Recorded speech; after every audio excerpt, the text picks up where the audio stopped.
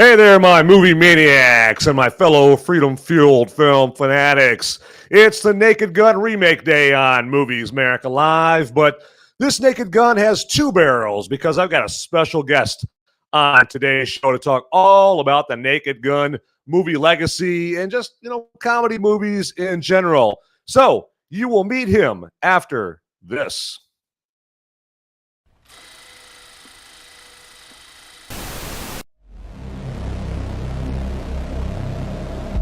In a world where the number of movies available is great, but many are so bad, you'll learn a new definition of hate. One man sifts and reviews through the movie sludge. One man will be the movie cop, jury, and judge. He goes by many names, but you know him by Movies Merica.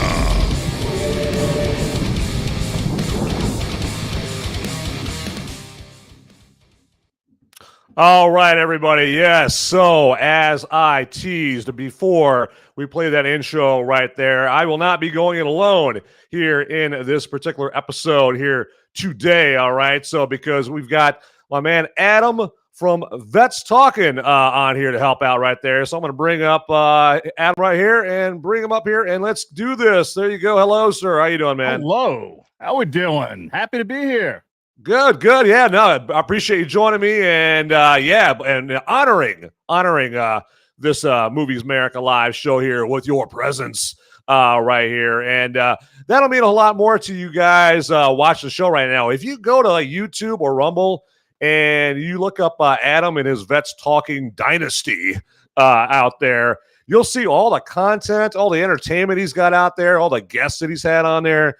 You'll realize, you'll be like, whoa, hey, what a get there, Van. What a get there as I butter him up all nice and well, like you did promise we were going to get naked, so I had right, exactly. Yeah, it's like you gotta get the wine, you gotta the whining and dining there first and all that stuff. So hey, order all the appetizers you like, man. So yeah. Yeah. Hey, thanks for the intro, man. Really happy to be here. Unfortunately, I didn't see this movie yet, but I'm happy to talk about it because it seems controversial whether it's going to be good or not. I'm not sure, but I'm happy to be here and let's get at it. Let's get naked. Let's go. Yeah, you bet, absolutely. So and this is the spoiler-free episode of Movies Merica. So yeah, it's all good if you haven't, or since you haven't seen it there. And I imagine a lot of people that are watching this show right now, they haven't seen it there. So, but hey, don't worry, guys. No spoilers on this show. That's the Thursday show, Thursday night show where I do all the spoilers and that kind of thing. But Adam, if you would, tell us something about yourself. Tell us what you're doing, what your claim to fame is, and that kind of thing. Honor us with your stories. Yeah, well, I mean, my background, I did 9 years in the Army. That was supposed to be my career. I was going to do at least 20 years of that, and then all of a sudden abruptly ended, and I've been kind of just like floating around. I got involved with the Legion of Memers when I found Nerdrotic and Friday Night Tights, and next thing I know, I started streaming over with those guys, and I found out there was a bunch of veterans in there. I'm like, shit, I'd love to just, make my own channel and just have like a bunch of veterans talk about this kind of stuff from our own sick and twisted minds. Yeah. And next thing I know, I'm also doing reactions to freaking Tom McDonald Go Hangover Gang. And the channel freaking blew up. Yeah, I've had amazing guests on, and the streams do great. I have a great time reacting to Tom and other songs, and I'd like I said, we kind of do everything. We talk pop culture, politics, everything in between, from sick twisted minds, military veterans, and that's what we do. Yeah, absolutely. So now I see like Dermy Wormy and Horny Alf. They're part of the network, so to speak, and whatnot. Are they veterans too, or? Alf is Alf is retired Air Force. That's the thing I always say too, is that my channel, it's not just for veterans. Right. We had Gary come on, and it was amazing. When you have high profile people like Gary come on your channel, like you're all of a sudden you're going to get attacked. Like, oh look, he's stolen valor. He's trying to claim to be a veteran. No, the fuck he isn't. I have plenty of people on who's not veterans. I had regular guests on who weren't veterans. They're just friends of mine, and we just have a good time shooting the shit. Now, like I said, obviously it's a military theme. So, the great thing about it is, if you are or were in the military, I get a lot of compliments, like hanging out, being in the barracks again, a bunch of, Joes talking shit and getting drunk and everything. Right. it's a great entertainment for people even in non-military. Yeah, exactly. Right there. You're just accentuating the fact that there's a lot of vets, as part of your dynasty there, and it's that's the only word that comes to mind right there, man. I see your content like this is truly a dynasty. We've got you've got the Ming dynasty, you've got the Roman Empire, and we've got the vets talking dynasty over here. So I think to be a dynasty, I think I'd have to have consecutive lineages of winning or some shit like that. I just consider myself having won at life to be able to get paid to drink and talk shit on the internet. There you go. Exactly. Well, I mean, I'm a vet too. I don't think I served as long as you did. I was in for 4 years in the Air Force there, and I got my military experience, my world travels out of my system, and it got the hell out after 4 because I hated my job. I was of course went to basic in Lackland and San Antonio. I was in tech school in Pensacola, Florida for 10 or 11 months, and then I was stationed over in Japan for 3 years, but I just hated my job, and there wasn't a whole much else that they're going to offer in the military there for me. They're like, well, you could transfer to be a paralegal. I'm like, oh, hell no, I'm not doing that. What were you doing? So I was a non-Morse operator, which is ironic because I did a shitload of Morse code there. So I Morse school. That was like what I did down in Pensacola at Corey Station Naval Technical Training Center there. And I was there with just learning Morse code and how to use the equipment with a bunch of Navy. You are where we create things called radios, right? Yeah, right. Exactly. Yeah, but I think some people that think they're being like slick by still using Morse code and that kind of realize like there are people that are good at Morse code. It's like, and hell, I mean, well, back then he didn't have AI, but yeah, I don't know. The Morse, it just seemed like ancient history when I was doing it. So I'm like, I don't want to be part of some antiquated job or soon to be antiquated job, and so I just got the hell out after 4 years. No shit. What the hell did that recruiter do to get you to join a fucking specialty in Morse code?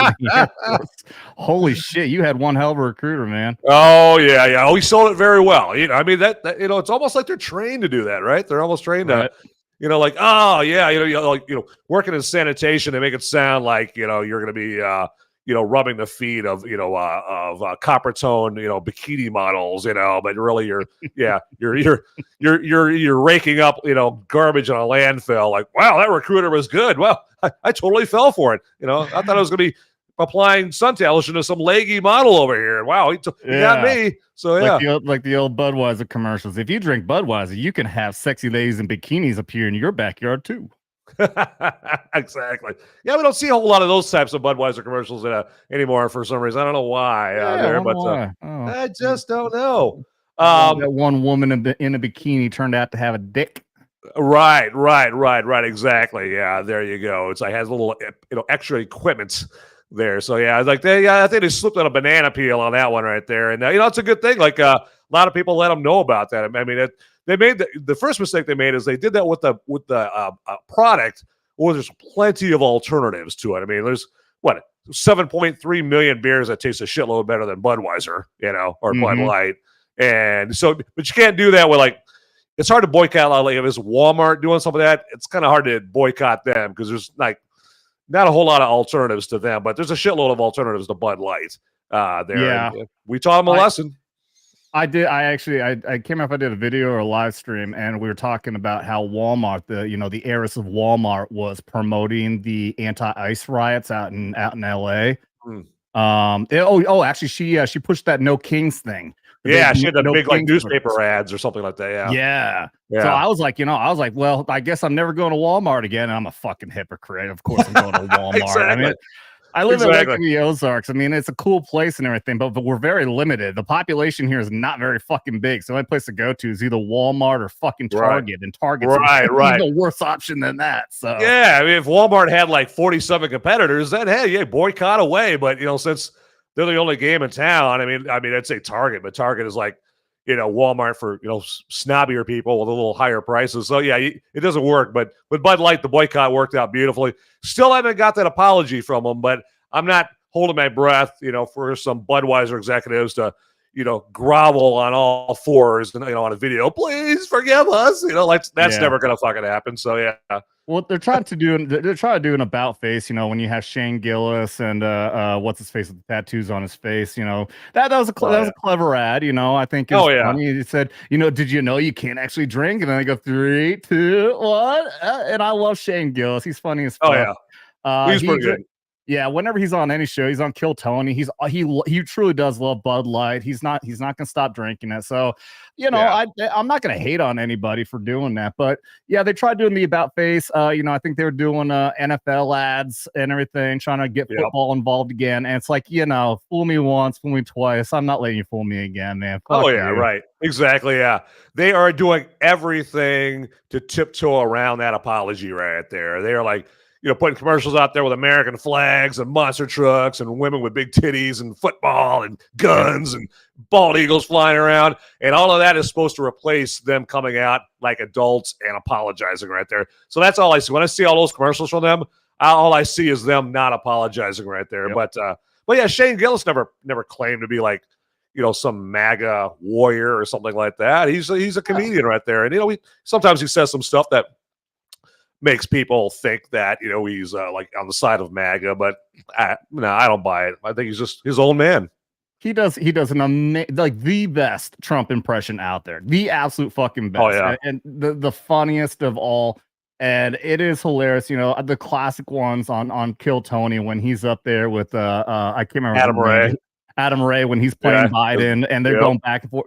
Just some of the best comedy on the fucking internet. So yeah, and they're ripping on all sides, Oh yeah, exactly. Yeah. I love it. I mean, if Saturday Night Live hates Shane Gillis, or at least the audience hates Shane Gillis, that he's not some liberal lemming or anything like that. So he just kind of, I think his mentality is like, I'm just going to say funny shit. If this side laughs, great. If this side laughs, great. If everyone laughs, awesome. But I like how he'll just randomly show up on like those Jeff Ross roasts that they have on YouTube. I love watching those roast battles there. And Tony Hinchcliffe is big into, I think he started those, and then Shane Gillis will show up, and of course Jeff Ross is there as well. Those are hilarious. There, if you ever just having a bad day, you just need to pick me up. Just look up roast battles on YouTube right there, and they will crack you up every single time. So yeah. It's amazing, in the void that we live in of good entertainment these days. This year is when I found Shane Gillis and Kill Tony. I didn't know about them at all until somebody was talking about the Kill Tony special on Netflix. I'm like, I know I've seen clips of it, and I know I saw Tony's joke about up on at the MAGA rally. Oh yeah, right. Yeah, about Puerto Rico. About Puerto Rico. I know I saw that. I had no idea who he was. I had no idea who it was. I thought it was a funny joke. I loved how the left was losing their damn minds over it. And then somebody introduced me and said, you have to watch the Netflix special. And after that, I have been doing nothing but binging Kill Tony episodes ever since. Oh, yeah, right. I will just sit down and play GTA 5, fucking driving around, shooting people while Kill Tony is on my phone to my right. Just listen to this going up. I just listen to it nonstop since. Exactly. Well, I like those instances where you get somebody who goes up there and they say it's their very first time doing stand-up comedy. I don't know whether to believe them or not, but they say it's their very first time doing stand-up comedy, and it's when Kill Tony is like at Madison Square Garden or some other arena, like and Tony and whoever else he's got up there, Shane Gillis or whoever, is like, this is your first time doing stand-up comedy? Well, you get to do it your first time in front of 70,000 people at Madison Square Garden. Yeah. So yeah, imagine that. I've considered it. Like, I mean, I don't know if I would do it or not. I don't think I can do stand-up comedy, but if somebody could write a bit for me, maybe I could get up and do a minute. But my God, man, that's just amazing that you get up there. It's your first time doing that in front of 70,000 people. Mm-hmm. And I mean, I've seen the ones where like most recently there was like an 11-year-old kid got up and he got invited to go do, I think, Madison Square Garden. Yep. Just recently, like last week, you got this guy, Tony No Breaks, came on. I mean, holy shit. If you haven't seen that dude is going to be a fucking legend. This Tony No Breaks guy is just so fucking funny. Mm-hmm. And it's a bit. This guy, it's a bit it's doing. It's not even a real thing, but he's doing like an old like Andrew Dice Clay type bit. And it's so fucking good. Yeah. Well, then they have like the one lady, she's in a wheelchair. I think she's like paraplegic or something like that. And she's good too. Yeah. I mean, she's got the comedy chops right there, and they love her on the show. Now they hate the they hate the blowhard guys that get up there and they just get up there and they act like their shit doesn't stink and their jokes suck and like, yeah, man, I'm from Boston, yeah, I'm doing comedy up here, and the more blowhardish you act, if that's a word, it's like the more they hate you, right? The more shit they give you in there, and I love it. I love it. I'm there for it when Tony Hinchcliffe and the panel that day, just rips them a new one there. But Kill Tony's a great show. Yeah, absolutely. Absolutely. Yeah, like you said before, you do talk pop culture as well. So, and I would invite everyone to check out Adam's. He's got a short there on YouTube, and I don't know if it's on Rumble as well. Talking about his philosophy on the female female Silver Surfer. There we go. Say that 10 times fast. From Fantastic Four, First Steps, right there. And you know what? I listened to it. I found it like very introspective. I hadn't ever thought of the Silver Surfer, the female Silver Surfer in particular, like that. Now I'm not a big comic book fan. The first time I had ever heard of Silver Surfer or the Silver Surfer is the movie Crimson Tide. Where there's a scene where I don't know if you remember it, but there's a couple of sailors on the submarine. They're fighting with each other, and Denzel Washington as a lieutenant commander, he's comes in there. Hey, what's going on? And he pulls one of the guys to his side. He's like, hey, man, what's the fight about? And the guy's like, oh, so something stupid, sir. I would rather not say. He's like, I don't give a damn what you want to say. What was it all about? And it's like, well, this guy, he's a big Mobius Silver Surfer fan, and I'm a Kirby Silver Surfer, and he says Mobius is the better Silver Surfer. And the whole time I'm watching the scene, like, what the fuck is Silver Surfer? And then I had to look it up afterwards. And then Denzel Washington had that good line at the end. It's like, you have to learn. You can be an officer, all right? You have to learn that. Oh no! What's that? I was just hitting a button. I tried to wake up my stream deck and I accidentally hit a button. Oh no! Oh, the whole show shut down. What did you do, man? But yeah. So he's saying you have to, we have to stay mature even in the face of stupidity, like what that guy was saying, because everybody knows the only true Silver Surfer is Kirby Silver Surfer. At that whole scene introduced me and introduced me to Silver Surfer, and okay, that's who that is. But yeah, it's a great video that you did. Yeah, actually, I mean, I'm not a comic book guy myself. I can't remember what came first, but I played the OG Nintendo NES Silver Surfer game, which if anybody out there, if you haven't played this game, go watch Cinemassacre, Angry Video Game Nerd coverage of the Silver Surfer. It is one of the most painstaking, tear your fucking hair out, hardest games you have ever fucking played in your life. And God, I mean, it gives you the option. There's like 6 different levels, and you don't have to go consecutively. You can pick which one you want to play. And thank God it did that, because I never beat a single fucking level. I played all 6 of them, never beat one of them, because that's just how incredibly hard that fucking game was. But right. I feel like as a kid, I think I watched like a Fantastic Four cartoon or something back in the day. So I was already aware, but yeah, as far as I only know about the background of the female and male.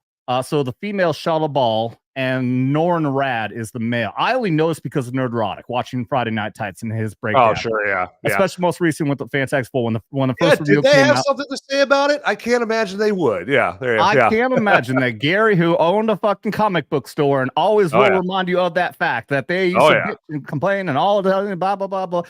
But yeah, I only really know about that difference because of him and watching that. So I was already I didn't even know there's a female Silver Surfer. I agreed with everyone else that this looks like gonna be some woke bullshit. It looks like in the commercial that it's gonna be the matriarchy is gonna be the controlling power. Sue Storm is gonna be the one who's gonna be running the team and all that. And having Shala Ball, the female Silver Surfer, is nothing but feminism fucking bullshit. And right. It turned out to be none of that. Now, the fact of the matter is that Pedro Pascal's this little cuck bitch doesn't, is besides the point, but he still is the leader of the team. Terrible fucking casting. I think the direction was also awful on that. He was the worst part of the fucking movie. Right. But yeah, I think the hatred of the female Silver Surfer is very unjust. I think that there was actually an amazing story there. And, in that 3-minute clip, that short video that I did, the main point I wanted to get to was at the very end. I think that the hatred of her for people who watch the movie is because of us. is our fault. Like, it's Gary's fault because we ripped on the Silver Surfer so much before the movie came out that they cut a shit ton of her out of the movie that would have made her story make so much more sense, and it would have been fucking great. Now, would I have rather that they had taken a different route and created a different story with the male Silver Surfer instead? Yes, I think everyone can agree with that. But I think that the story they made for her in that movie, I'm trying to be spoiler free for anybody who's watching. I think that the story they made for her actually fucking worked if you look at it like objectively in the point that I made in my video. Yeah, I think so. I mean, I think that the anger isn't exactly a smart bomb, right? It's like, I think like the anger over woke, it basically it takes over like certain things I don't think it should take over and whatnot. Like, there's some righteous woke anger, or there's some righteous anger towards things that are woke out there, like just all the girl boss stuff and that kind of thing. You just know that in some instances they're doing the girl boss thing just to like just really to get under the skin of people who are like traditional conservatives or people that believe in the integrity of the original material and the original, the integrity of the IP, that kind of thing. You can tell that they do that to kind of just really just get under people's skin for that. And then there's sometimes where, like with the Silver Surfer thing, I don't know if that was necessarily their motivation because it was in the comic books. Now that leads me to another point. So sometimes, like, people all object to something in a movie or whatever, or in like a superhero movie, and the big retort that they think is going to win the argument that they come back at me with is, well, it was in the comic books. They did it like that in the comic books. I'm like, well, that doesn't win the argument, because to me it just sounds like they got it wrong in two places, the comic book and the movie there. And I heard a lot of that when they had, Captain African American came out, earlier this year. And they're like, well, he was Captain America in the comics. Like, again, sounds like they got it wrong in two venues there, the comic books and the movie right there. But you're trying to justify it by quoting something that was already hot garbage anyways. Right. So exactly. That's like saying, oh, well, Superman can be gay because they made a comic book where it's a gay Superman. Yeah, and nobody fucking bought it. Right, exactly. Yeah, well, since when does putting it on paper like make it canon? That makes it, oh, this is the stuff we have to adhere to and all that stuff right there. So that doesn't work on me whatsoever. It's the same thing like what the news agencies do now. You'll have like New York Times will put out a bullshit article that says an anonymous person said this about Trump, and then everyone else runs with that and says, oh, look, hey, Trump did this, and we have proof of it because it was reported on. Yeah, right. A left-wing lying piece of shit fucking media, and you all run with that as if it's fact because they fucking lied about it. Yeah. I always love sources say, or that kind of thing, or the confidential sources or something like that, and they used to do it in his first term, and they used to do it because it worked very well. They got the desired effect that they're looking for, because Trump in his first term, he's smarter about it now, but in his first term, he wasn't savvy enough not to jump on every fake headline that they put out there. So they would put out like a sources say Trump rubs his nutsack at 3 a.m. every morning and whatnot, and Trump would get on, wait, no, I'm not. And he'd start tweeting, no, I don't. And Trump, right before they put that nutsack comment, he would have had he would have like some big accomplishment, like some big Middle Eastern peace deal, and that was like the big story. And then the news, the mainstream media, they wanted to get that good story for him out of the news cycle, and then so they would bait him into stepping on it and killing that story by baiting him into a response about his nutsack or whatever. It's a stupid example on my part, but now at least he's smarter about that, and I don't know if that's because he's got Susie Wiles, his chief of staff, standing behind you put that True Social down, you don't respond to that. They're trying to bait you. And, because I think she's pretty politically savvy there. But there's no good segue from Susie Wiles to this movie right here, to The Naked Gun right here. But you were talking about rubbing nuts, so. Yeah, right. Yeah, exactly. Speaking of nutsacks, let's talk about The Naked Gun. See, there you go. That works. Yeah, exactly. Thank you, sir. Thank you. There we go. I appreciate the inspiration on that. So, but yeah, buddy. But this one, so this Naked Gun, this is a movie where I'll just say right off the bat, I didn't have high hopes for it. But, like all movies that I go see, I was hoping it was good because, I'm a movie critic, and so I got to go and watch these things. And so my job is more, my job is more enjoyable. If the movie's good, I know it's earth-shattering, it's mind-blowing. What a concept, right? There. And so I was hoping that The Naked Gun was going to be good, although a lot of people were like, this is sacrilege, how can you do this? And I kind of felt that way. But I have to say, this movie was halfway decent. It was pretty good. There, and not as good as the original. I would put it in between like Naked Gun 33rd and a third and Naked Gun 2.5 right there. So it's like it's not as good as Naked 33rd and a third, but it's better than Naked Gun 2.5 there. So, and it does have its own flavor to it because it's directed by the Lonely Island guys, who did Dick in a Box, and it's Andy Samberg and Akiva Schaffer and who's that? Taco Cascone, or I always forget the guy's name, but it's directed by Akiva Schaffer, or I'm probably mispronouncing his name, I'm sure, but he's the same guy who did like Popstar, Never Stop, Never Stopping, and some other projects like that. And you could tell that in this Naked Gun, it does have some signatures of the Lonely Island Boys there that you would have seen, in Saturday Night Live, and then like the movie Popstar there, which I think Popstar is like one of the more underrated comedy movies here that we've had in a while. Adam, I don't know if you ever saw that Popstar movie with Andy Samberg. No, I missed that one.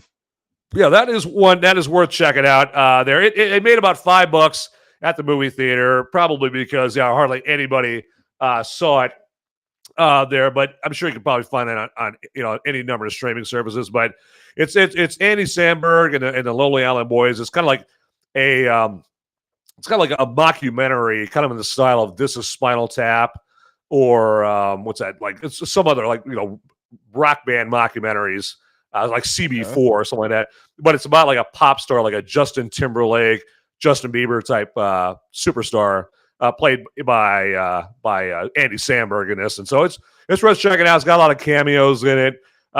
Hell, it's even got Seal, a Kiss from a Rose, no dude. Shit. Seal in that right there. And it's funny because they use them to comedic effect in the movie. So it's worth checking out just for that. But yeah, it's pretty hilarious. So, yep. So everybody, Adam, everybody else, go see Popstar, Never Stop, Never Stopping. Is that from 2013?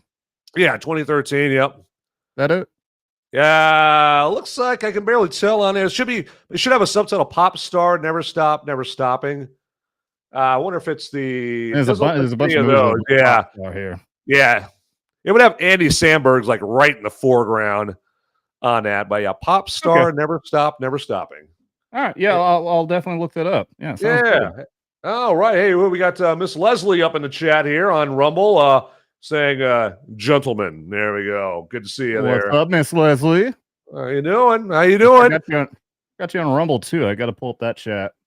Oh, yeah. Yeah, I got Rumble, got YouTube going on over here. But yeah, I think that Liam Neeson, he's seizing on that same winning comedy formula that Leslie Nielsen did back in the day. Because, so as you may know, so Leslie Nielsen, before he was in Airplane, and then, of course, the Naked Gun movies after that, he was a serious actor. I mean, he basically mostly did serious, dramatic acting for decades. And then later, as they age, as they got in their golden years, they use that kind of well-known, serious, stoic persona to take the lead on some comedy hits there. Because, like, Leslie Nielsen, he was in the Poseidon Adventure. I mean, the Poseidon Adventure, that definitely was not a comedy.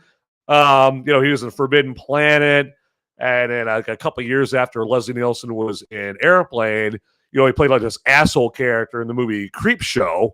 Creepshow. I mean, I guess it's kind of a comedy, but it's more horror there. And then, of course, you got Liam Neeson. He, of course, made a career out of serious roles. I mean, the guy was Oscar Schindler, for God's sakes, right? Not a comedy hoot exactly in Schindler's List, Wait, Leslie Nielsen played Schindler in Schindler's List? That would be Liam Neeson. Yeah, Liam Neeson. That'd be hilarious. That's right. Oh, Yeah. Holy shit! I haven't seen that movie in a long time. I forgot that was him. Yeah. Liam Neeson. Yeah. Oscar Schindler was in that. So yeah. Honestly enough though, if you watch Schindler's List, there are some they do put some comedy moments in that movie, believe it or not, because they do have to kind of like they do have to let the audience kind of decompress just because of the severe seriousness of that movie. But there are some kind of like lightly humorous, moments. Yeah, I remember that moment when they all thought they were getting a shower. And then it turned out to be something else. Yeah, that's hilarious. Oh yeah, right. I'm kidding. Yeah. Oop, gotcha. Oh yeah, yep, exactly. Yep. There you go. It's actually gas chamber. But it was almost like there was a take on Hogan's Heroes because it was like a bunch of Jews there in a concentration camp, and they were like pulling fast ones on the Germans. Like getting Germans on Schindler's List and, to free them and that kind of thing. And so when you watch a movie, you're like, oh yeah, it's kind of like Hogan's Heroes. Like the Germans are stupid. The Jews are smart, and they're crafting up all these schemes and all that to make it out alive and that kind of thing. But yeah, enough, the Schindler's List hour over here. So, we had, of course, Liam Neeson, he was Ra's al Ghul in the Dark Knight trilogy, Qui-Gon Jinn and the Phantom Menace. I mean, he had his particular set of skills and Taken. And then so he goes from that to now he's going full-blown comedy in The Naked Gun there. And he did kind of dipped his toe into the comedy pool a little bit when he was when he played Hannibal in the A-Team there. What was that, like 15 years ago? Yeah, he played Hannibal Smith. Yeah, holy crap. I don't know if you ever saw that one. I did. It was very forgettable though. It was. Yeah, it was. It was one of those ones where it's like, I could see like why it didn't really do that great. It was too cartoonish, with it. So, and it didn't have an edge or anything like that with it. But but it's always an A-Team there. And then and then this movie there, as you would imagine, it follows that joke a minute formula that that Zaz or Zucker, Abraham Zucker, the ones that made Airplane and the original Naked Gun, and like Mel Brooks, it was Spaceballs and Young Frankenstein. It's got this new Naked Gun still got that joke a minute formula, and I'd say most of the jokes do land. If I had to put a percentage on it, I'd say like 75% of the jokes land there. Even the incredibly stupid ones that some, and by some I mean me, might feel embarrassed, laughing out loud about, in public. Like they had one where he's interviewing this criminal in this interrogation room, and he looks down at his rap sheet, and Liam Neeson, as Frank Drebin Jr. is like, must have been quite the joke. I see you were busted for man's laughter. You know. You mean manslaughter? And then like Liam Neeson just with his typical stoic, serious, persona, he just sidesteps it and moves on with the rest of the scene. So yeah. Well, I just watched the trailer again. So we didn't mention this. I haven't seen the movie yet. I don't think I mentioned that, but I watched the trailer again right before coming on because. I'll say this, like the first time I watched the trailer, the first trailer came out, it came out like just looking like it's dead serious. It's truly an action movie. And then all of a sudden, like in there, and then all of a sudden he's in a fight with the guy and the arms just rip right off. I remember watching it go, what the fuck? Because I'm still in the mindset, like this is a serious movie. This is an action movie. And, this is Liam Neeson doing what he does. And then all of a sudden it just went on to more jokes. I'm like, I'm really confused. Is this a comedy or an action cop movie? Yeah, right. And exactly. It's not until the end where it's very obvious, like, okay, this is okay, it's Naked Gun. It's clear a comedy movie. But I'm like, they tried so, like they really obviously they're doing it as a joke to make it look so serious, and it did not sell it to me. Like I thought that looked so bad. Oh yeah. But I will say, like some of the jokes in there, like you said, like the manslaughter thing, I belly laughed at that. I'm like, that's a clever fucking joke. That was good. That was good. Yeah, exactly. It's stupid stuff like that, And I'm not going to ruin any of the other jokes right there, but there are some where you could tell, okay, yeah, Zucker, Abraham Zucker, they would have never had this in there as a joke, but you could tell like the Lonely Island Boys would have that in a joke, and it works. It's hilarious. And just because Liam Neeson is, just so stoic and serious, and we know him as that in all these movies, he's the perfect guy to cast with that there. So, and then hell, even the title card shortly into the movie was funny there. And then one other thing I want to touch on is you were talking about like how that bank robbery scene played like it was like a legit like normal cop movie.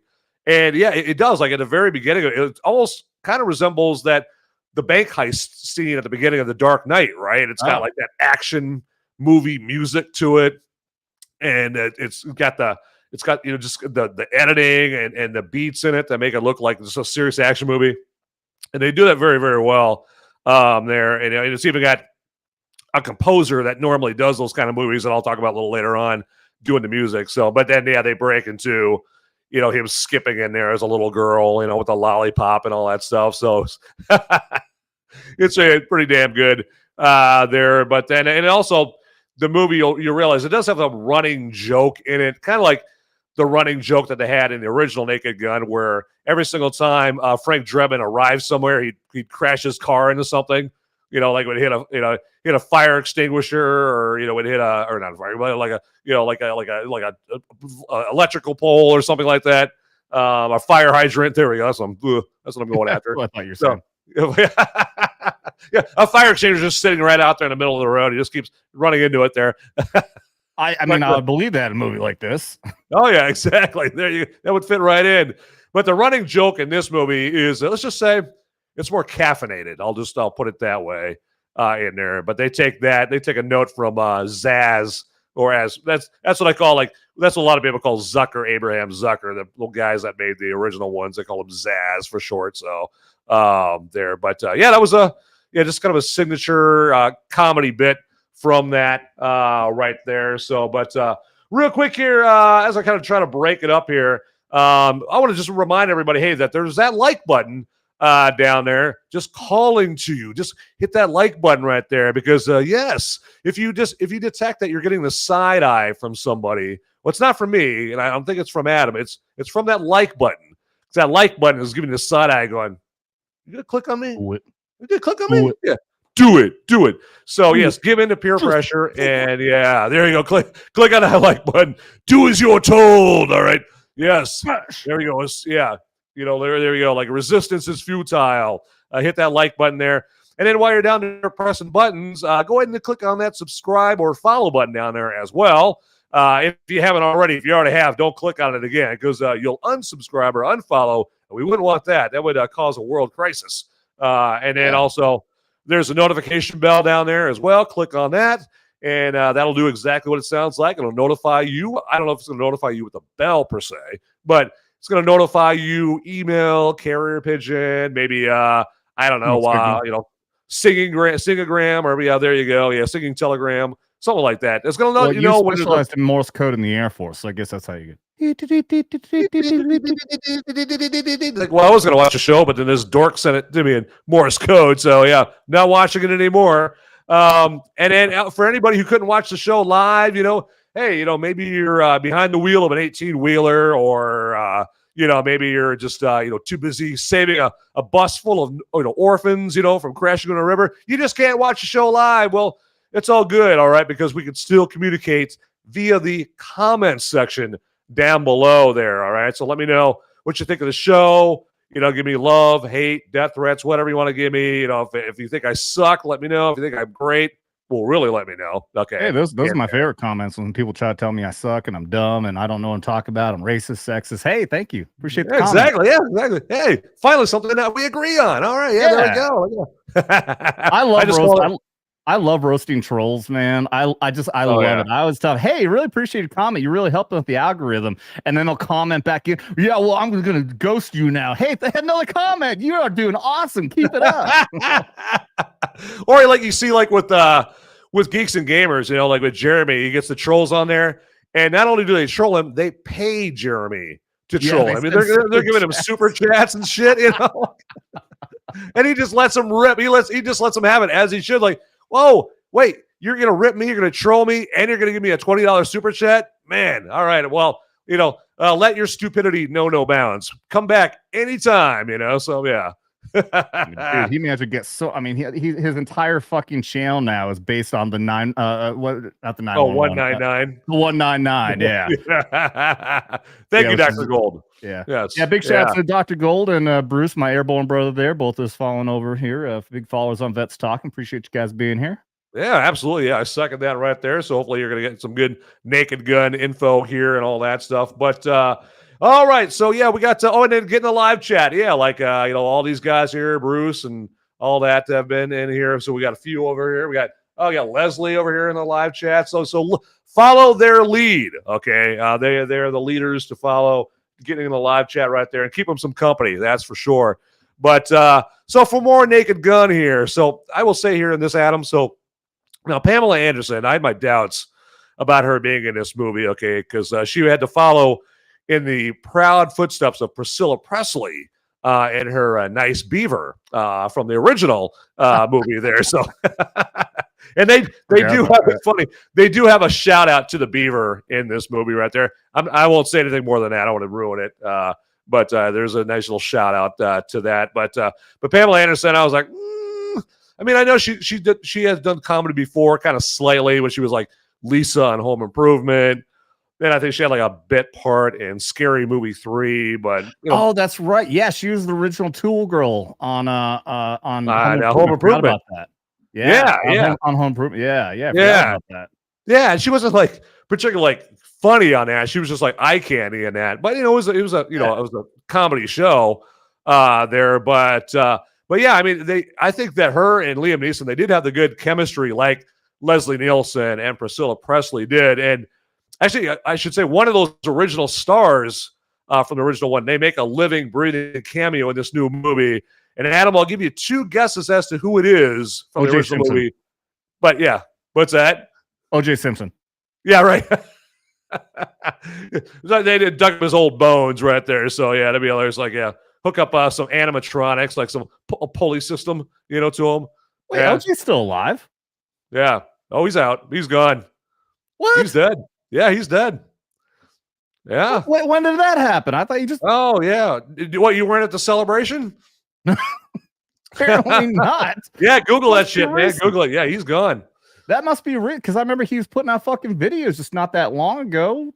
Yeah, because I remember he used to put out like those fantasy football pick videos, right? Also, like he's putting out like teases and stuff, like talking about I want to find the murderer and shit like that. Yeah. I had no idea he died. No yeah, absolutely. So he wanted to find the murderer, so and that's why he got rid of all the mirrors in his house right there. I found him. Yeah. So, all right. Well, I guess I failed at that. He's not in the fucking movie. Okay. Yeah, he's not. Now he kind of is though. Like in the trailer, right? They show the portrait of him, right? Which is one of the funniest parts of the trailer, if not the funniest part of the trailer. That's the one that's the part that really got me psyched to see this movie here. Still with some trepidation. I wasn't totally sold that the movie was going to be good, but I saw that part, and I was like, this is pretty good. All right, we can joke about that now, and the dearly departed Norm Macdonald would truly be proud of that joke there. But now. Another thing that I thought that this newer movie was missing was some other actors that have been known for like their serious roles, their serious acting chops. Like they had George Kennedy. He played the captain in the original Naked Gun movies. He played Ed. They had Nancy Marchand in that. She played the L.A. mayor. Now Nancy Marchand, a lot of people might know her more as Tony Soprano's mom on The Sopranos. That's Nancy Marchand right there. So, crazy bitch. Crazy bitch. Yep, exactly. There. Yeah, that actress that went up and died right in the middle of them filming The Sopranos right there. But yeah, she was the L.A. mayor in Naked Gun before she was Tony Soprano's mom right there. But I think they needed some more actors like that in this movie. Maybe get O.J. Simpson in there. Oh, never mind. Yeah, we covered that already. So yeah. That was great in the trailer. Yeah, they like got the whole row of all the old cops from the original movie. I miss you, Dad. I miss you, Dad. And then they go to O.J. Simpson. It's just a black kid looking at the camera going, "No, Nah. No. Nah, no. I love that right there. And hey, we got Shawnee Mac up in here going on right there. So we got Vets. Oh, there we go. Let's get this right here. There we go. Let's go. You don't need to highlight that Vets guy. Fuck him. Yeah. Get rid of these guys right here. So yeah, what am I doing right there? So yeah, this mouse is getting away from me. So, but So I mean, but I think that it would have been funnier, to have like more actors, actresses that are known for their serious acting chops, to kind of make the movie a little bit funnier, because that's what makes it funny. Is Liam Neeson, you know him as Ra's al Ghul and Qui-Gon Jinn and Oscar Schindler, and here he is, like he's reciting all these dumb jokes that are they're funny, but they are dumb jokes nonetheless, right there. So I think, like, the point I'm trying to make is, what's funnier than having one longtime serious actor providing the funny? Like two longtime serious actors providing the funny, and what's funnier than having two longtime serious actors providing the funny? Three. So, okay, you get the point. So yeah. I do want to hit on the Liam Neeson thing, because I initially had high skepticism of that, and besides the fact that I think everyone knows, if you're familiar with the original Naked Gun, that yes, Leslie, man, the names are they're so close together. It's so easy to get. They're both LN for the initials. Yep. Yeah, and they just sound so similar. So it's Liam Neeson and Leslie Nielsen. Jesus Christ. Nielsen, like the Nielsen ratings. Yep. Leslie Nielsen, if anybody knows anything about it, you do know that he did start off as a serious actor, and then he got put into that role, and it fucking worked. I mean, amazingly. Obviously, so much that they made so many other movies. They did Airplane, and he just has this amazing dry sense of humor that just works so damn well. Oh yeah. My thinking is, because I didn't even know he was a serious actor before that. I only know him from these comedy movies. Yeah, right. I don't know how much of a reputation he had, because when did the original one come out? It was in the 80s, wasn't it? No, 1988. Yep. 88. Okay, I was 7 years old. I was born in 81. So I don't know how well established he was. Like, was he even really that popular of an actor? Like, I know he was a serious actor, but how big was he before he did The Naked Gun? Yeah, so he was big because of the other, like, Zaz movies, like Airplane. And I think it was an Airplane 2, the sequel. Oh, okay. Airplane came out before Naked Gun? Yeah, it did. Yeah, because Airplane came out in 1980. Airplane 2 came out like 82. Yeah. Well, then let's back up then. Before he was when he was doing only serious movies, how big was he? Is what I'm asking. So he was not that big. He wasn't a household name or anything like that. But he was in a movie called Forbidden Planet, which back in the day, like in the 50s, 60s, that was a well-known movie. He asked Gen Z, Gen Y what Forbidden Planet is nowadays. They're not gonna know what the hell that is. But back then, they knew what that was. So he played like the captain of the ship in that, and so that was a serious role. He played serious doctors in TV movies and that kind of thing. But yeah, he was not a very famous actor. But famous, and he was in a Poseidon Adventure, like I mentioned before. Yeah, Poseidon Adventure was a big hit back in the early 70s. So I think he had some notoriety from that.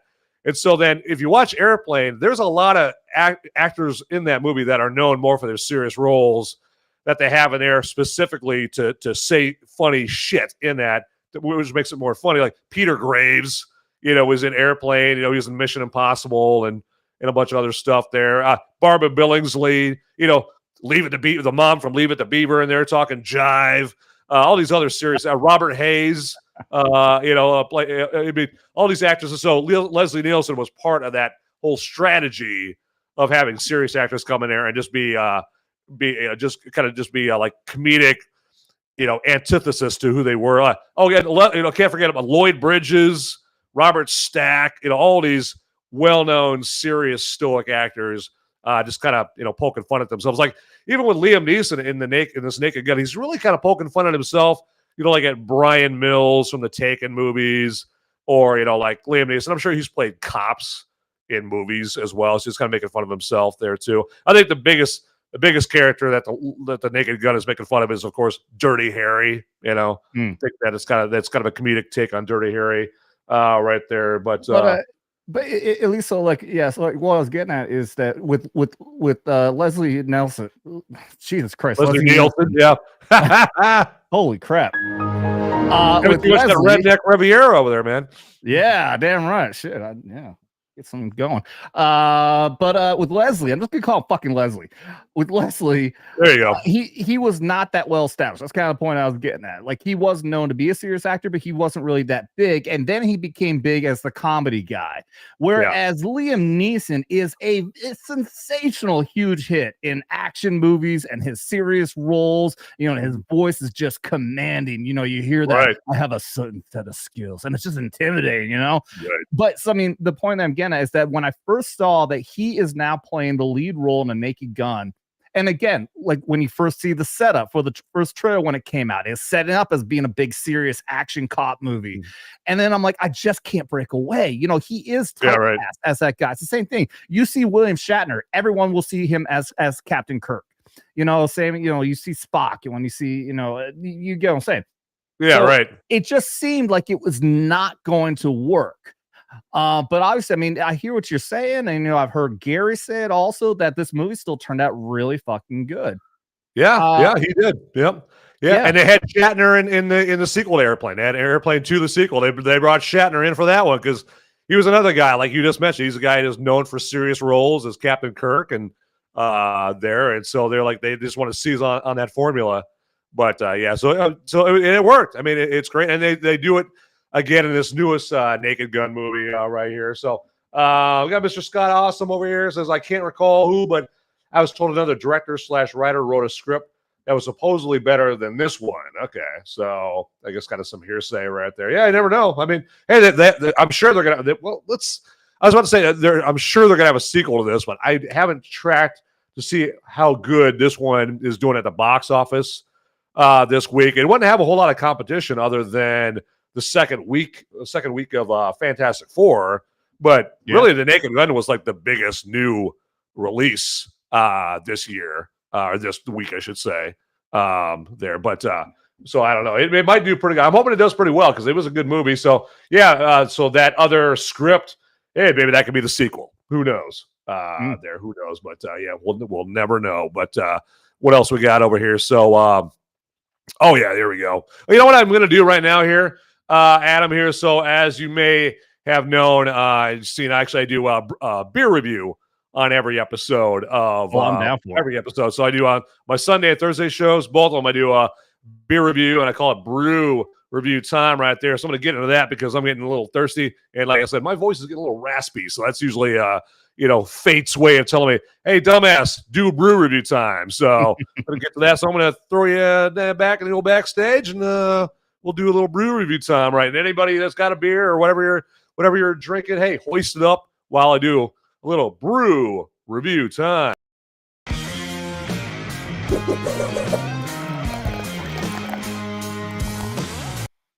All right, so the brew for today is this is going to be fun to say this one. All right, check this shit out right here as I fix my screen, and there we go. All right, yeah, look at that. All right, anybody want to help me on the pronunciation of that right there? I'm going to go with Tucker Rotbeer. Okay, I mean it's from Nürnberger. So it's I'll read off what I wrote down. So it's Tucker Brau Nürnberger Rotbeer. And Rotbeer apparently means red beer in German. And this is a red lager is what this is here. And I know it's breaking news, but it was brewed in Germany. I know it's hard to tell from the name of the beer here, but it's brewed in Germany, specifically Nuremberg, Germany. And you may have heard of that city there in Germany, Nuremberg right there. But this is it's got some chemistry behind it, all right? Because this is made by combining what they call a stark beer or a strong beer with a Vol beer or a Vol beer, which is which they define as a full beer or a normal beer, and then they bring that together to, kind of like like Transformers or something like that, to create a rot beer, a Voltron. There we go. Voltron's a better example. Voltron. To create this rot beer or this red beer or red lager. And it does have like this kind of thick, frosty, malted character to it. Not too much. I mean, it's not like you're drinking like a chocolate shake or anything like that. It's nothing to that extreme or anything like that. But As far as yours truly, the flavor I get out of this, it's got like a subtle molasses brown sugar flavor. Now I stress the word subtle. Okay, it's not overpowering or anything like that. And the nose is like, it's more herbal. Okay, you don't smell the molasses or the brown sugar, but you do kind of a more effervescent herbal nose to this beer. So, but I like it. Okay, now if I didn't, I'd tell you I'm not getting any money from Nurnberger, Tucker Carlson, Andrew Dice Clay, Rot Beer, whatever the hell this is called. I'm not getting any money for this brewery right here. So if it tastes like shit, I would tell you. But I'm a fan. I dig it. It's a little it hits you like the very first time you take a sip right there. You're like, oh, this is different. This is different. But the more you drink of it, the more it you acclimate to it and you start to like it. So or not. You may take a sip of this, like, oh my God, this is terrible. What the hell, Van? What are you recommending this beer to me for? Now you are my mortal enemy. All right. I shall avenge my taste buds, sir. Okay. But you know what? Or you might like it. Who knows? But now there's some good food pairings that I was reading up about that would go good with this beer. That would be like schnitzel or roasted pork with like a dark beer sauce, or any of that stuff with like sauerkraut and some potato dumplings. Again, I'm trying to, like, with my beer reviews, kind of talk about food pairings a little bit more as well. So now that I mentioned schnitzel, I'm getting hungrier right there because I'm a big fan of the Jaeger schnitzel. If you've ever been to like a German restaurant and they got the Jaeger schnitzel there, ooh, chef's kiss right there. Very, very good. And apparently this would go very well with some Jaeger schnitzel right there. So I'm gonna have to put that into practice here one of these days right here. But it's got the alcohol by volume 5.2. So it's not going to, knock you off the back of your seat with your skirt flying up in the air. Anything like that. It's not whiskey or anything like that. It's still a beer at its core. So it's 5.2 alcohol by volume. So my final judgment on this beer is I would recommend grabbing yourself a little bit of this Tucker Carlson beer right here, and there you go. Now, hopefully, when you drink it, it doesn't make you laugh like a dork like that guy. But there you go. Anyway, all right. Moving on, we got important business to get to, and that has been brew review time.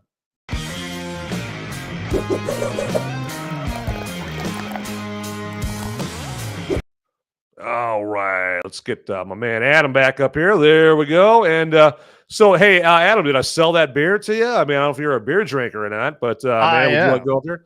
I am. I do not touch the Bud Light. I am big on craft beer. I don't touch the piss water that is Bud, Coors, or Miller, or anything like that. No hate to anyone out there. You just don't have good taste in beer. But I'd definitely be down to drink that. My first duty station, I was in Italy, and we spent a lot of time up in Germany. And we had a lot of German beer that was in our Class 6, which is our liquor store on post. And yeah, well familiar. Yep. Yeah, we had a beer that we actually would get in kegs. You get the little Heineken had their little mini kegs. We had like real legit German beer. I think it's like called Cristal something like that. And there's a German restaurant about 45 minutes from here in Jefferson City, here in Missouri. And I mean legit German restaurant. The guy is straight from fucking Germany. He's been here for a number of years, but I mean the best, most legit German food I have had since leaving Europe. Damn, he has that exact same beer that I was drinking on post back in Italy. And I mean, just like I said, chef's kiss. You have the schnitzel and everything else. Oh, so damn good. Oh, excellent. Yeah, so I'm in Iowa. We have what's called the Amana Colonies, and they have a couple of really great German restaurants there. And I don't know who the cook is, but it could be a German, blonde-haired, blue-eyed, member of the Aryan race, or it could be some black guy with a big fro named Jerome back there. But whoever it is that's cooking that German food at that German restaurant there, it's called the Oxyoke Inn. There in Amana Colonies. It's some good shit. All right. Now, I haven't had like German food in Germany like you have, so I can't make the contrast or whatnot there. But all I know is, I could go for some Jaeger schnitzel down at the Oxyoke Inn in Amana Colonies like right now. All right. Now later, now. Okay, Yeah. there you go. So yeah, so maybe we should wrap up this episode very fast. Well, real quick, if you talk to anybody who's stationed in Europe, especially Army and Marines or anything like that, everyone's been through Grafenwehr, Germany. That's the main training center for European forces. And anybody who's been through, I don't know if she's still there, but you ask anybody and they'll say, yes, I know Rosie the Schnitzel lady. Everyone knows Rosie the Schnitzel lady. She had a little cart there where she would make schnitzel and had this little thing that would make a little odd made thing that would make these little fucking donuts. And everyone knows she's this gigantic German woman with this blazing red hair and just like this big boisterous German attitude. Guten Tag. And it was just such good food. Everyone line up around the block to get some damn Rosie the Schnitzel lady. Everybody Rosie the Schnitzel lady. She found her niche, man, and she's bringing joy to people around the world, or to people there. Yeah, exactly. At least people in hell, in the hell that is known as Grafenwehr. Right, exactly. There's not enough people like that in the world, right there. So yeah, here's the Rosie. There we go. I'm drinking her. Here's you, Rosie. Yep, there we go. All right. So, for this next part, Rosie would want you to get some Movies Merica merch. There we go. So yes, so I can hear her right now. She's like, "Hey, get some schnitzel and a Movies Merica T-shirt, all right?" And we're making it very easy for you to do that. There. Well, it's probably going to be easier for you to get a Movies Merica T-shirt unless you hop on a plane and fly to Germany and get her schnitzel. But for the Movies Merica T-shirt and other Movies Merica merch like Movies Merica cell phone cases and we got yoga pants down there for God's sakes. I mean, if you want yoga pants with movies on the left cheek and Merrick on the right cheek, I think you're kind of weird, but hey, more power to you. We got them down there for sale. We got shot glasses, pint glasses, jewelry, whatever. If you're a husband and you're a terrible gift giver and you want to give your wife some Movies Merica jewelry, hey, it's your couch you'll be sleeping on. All right, there you go. But it's down there. You just got to click on the merch link down in the description right there. And if you put in promo code MOVIES, you are going to get free shipping and all that sweet, sweet Movies Merica merch, all right? So, and it makes a great gift, all right? Because nothing says, "I love you, Grandma," like a nice pink Movies Merica T-shirt right there, okay? So she's either going to give you a big, sloppy, wet kiss on the cheek, or she's going to take you out of her will. One of the two, all right? Take your chances. There you go. But that is the Movies Merica merch right there. I just wanted to mention that real quick. And all right. And so right now, I always have this part of this segment here on this Sunday show where I just have some random thoughts about the Naked Gun. And Adam, of course, say, step on in anytime you got something to say about the Naked Gun or whatever here. But my first random thought is when you go see it, make sure to pay extra attention to the end credits as they roll on by. Okay, I heard about that. Yeah, that's unless you drank a metric ton of Mountain Dew Extreme during a movie, and your bladder is about the size of a bowling ball. But but other than that, stick around, watch the end credits, and just check out some of the fun stuff in there. There's some comedy nuggets up in their end credits like Zaz used to do in the original Naked Gun movies. And then there's a hilarious post-end credits scene that's actually a callback to something that happens in the movie. So there's some funny stuff, some comedy intricacies going on in this movie. And then we kind of touched on this earlier in our discussion about the music of the movie, but if you think that the score to the Naked Gun sounds totes legit to the kind of score, the movie score that you'd see in serious action movies. Like I was saying that it sounded like the Hans Zimmer, James Newton Howard soundtrack playing during the bank heist at the beginning of the Dark Knight movie there. Well, the reason that it sounds like that, sounds like it's totes legit, is because the score is actually done by Lorne Balfe, is the composer. And he's the guy who did the score for the last few Mission Impossible movies. He was like the biggest contributor to the score for Top Gun Maverick. I did the score for Gran Turismo and the last two Bad Boys movies. So this guy's got the action movie score pedigree in his blood. So that's why it sounded like, oh, well, the Naked Gun is clearly is a comedy, but they got that action score to boot. And it kind of reminds me of Team America, World Police, where the score for the movie sounded like a legit action movie there, and that was because it was done by Harry Gregson Williams back in 94 or whenever it was that, or 2004. Did he do this? America came out, my blood and suck on my balls, America. Fuck yeah. Exactly. I don't know if Harry Gregson Williams could take credit for that. I think it's more Matt and Trey. But if I was Harry Gregson Williams, I'd be like, hey, Matt and Trey, you take advantage. You take the credit for the movie score. I want to take credit for that song right there. So, but yeah, and I remember hearing that song before I even saw the movie, and that just got me even more excited to check out the movie itself right there. But yeah, that's some random thoughts I had about the movie right there. Let's check out the chat here real quick. And is it Das Steinhaus? Is that how you say that, Adam? Yeah, that's the name of the German restaurant in Jefferson City. It's right off the highway too, so it's real easy to get to. Awesome. There you go. Yeah, I'll say. I mean, I wanted to say this about Pam Anderson too. Man, she is unrecognizable now. Like, right. if they didn't say with Pamela Anderson in the fucking trail, I would not have known who the hell that was. No. She's done that thing that we all do, right? We age there, and so, but she's having like a resurging movie career coming here because I think she just got nominated for like a bunch of awards. For this movie called The Last Showgirl. She's in this, and then I think she got some other movies projects coming out as well. So she, I mean, even though she's getting old, I mean, she, might be parlaying, it into, second, I guess, wind in her movie career and whatnot. I mean, she's no longer the hot Baywatch lifeguard or anything like that, but she's, maybe she's gonna be like Helen Mirren, right?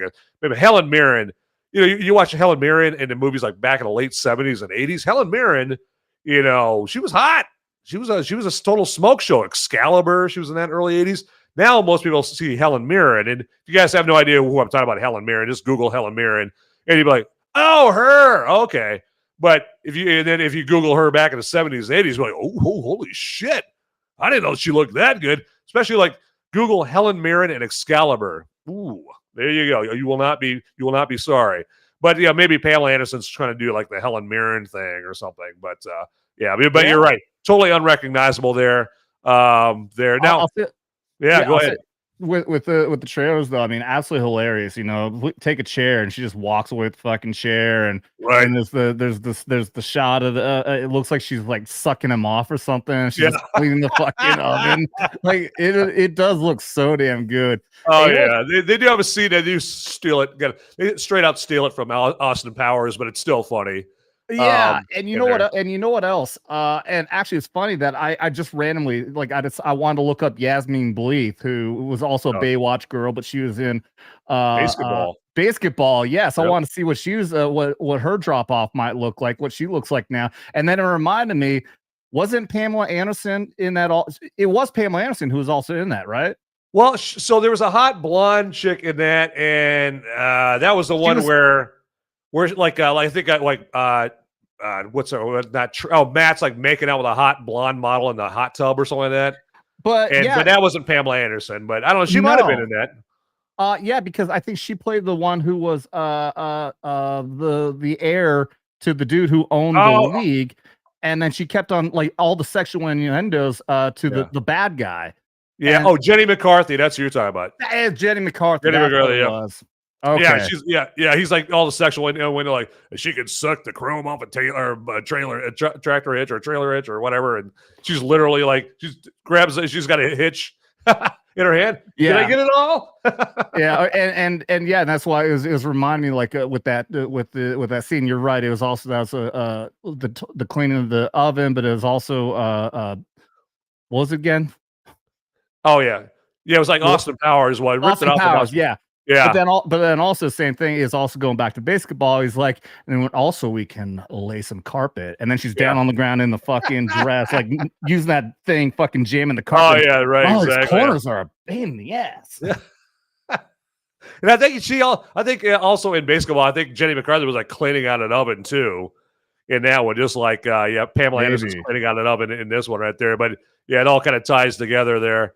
But yeah, it's pretty good. Yeah, but Pamela Anderson knows. Yeah, she's there's also a nightclub scene in this where she has her comedy moment to shine in a nightclub scene right there. And it's all I see, like, oh, Pamela Anderson, she just does not give a shit anymore. She's letting her comedy freak flag fly in that scene. So she pulls her weight in this movie, most definitely there. But all right, let's see here. Yeah. Oh, Yasmin Bleeth. Oh, did you find her? Oh God. Oh, so much worse than I thought. Oh my God. I don't know if I can. I've never used this feature here. Let me see. Yeah, I'll take your word for it. I don't know what you ought to. Oh, here we go. No, share this. Oh God. Here we go. You can put it up there. Yep. There. Yeah. Oh, that is such a drop off. Oh my God. Oh, that's so unfortunate. Time is undefeated, man. Oh, yep. What a smoke show she was, man. Damn. Yeah. Oh, time is undefeated. There, it comes for us all. So, but yeah. So unfortunate. So unfortunate. Unfortunately, there you go. Exactly right there. But oh well. But real quick here, just going to remind everybody that my Thursday show that's coming up here. My Thursday show is the Movies Merica spoiler warning show, and as it indicates in the title of the show, it is the show with spoilers. Now, I don't go out of my way to spoil the movie on the Thursday night show, but I'm also not going to walk on eggshells and not try to spoil the movie on Thursday nights right there. But that's the show we go more in depth. That's a show that's like 2.5 hours, maybe 3 hours sometimes, where we do a deep dive, we bust out the scalpels, and we do an autopsy on the movie of the week. And of course, that movie of the week this week is The Naked Gun. And so, yeah, I invite everybody, including you, Adam, to come on and join me there on the Thursday night show. Well, no, you got your more politics oriented show on Thursday night, right? Knife Hands. Knife Hands. That's it. Yeah, there you go. So yeah, you know what? There's this beautiful thing where you can watch one show live and watch the recording of the other one. It's up to you which one you want to do. All right. And that kind of thing. So the two great shows, they're obviously two totally different subjects there, but you're like me though. You let some pop culture creep into your politics show, and then I let politics creep into my pop culture show here as well.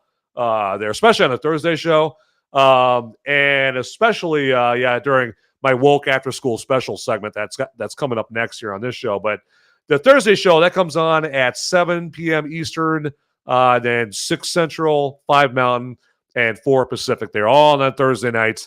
There, so check that out. And also, and Adam, I don't know if you tell folks this as well, but if you don't want, in this case, the Thursday show is about not spoiling a movie or spoiling a movie. Well, if you want to help me out, you can play the show on Thursday night, like on some laptop, at some back room somewhere, or some phone that you don't use anymore. And if you're afraid of it being spoiled, just mute the motherfucker. All right, just put it on mute, and you're still helping me out with watch minutes. And Rumble and YouTube are none the wiser right there. Okay, so they still think that you've got your eyes and your ears glued to the show when you really don't.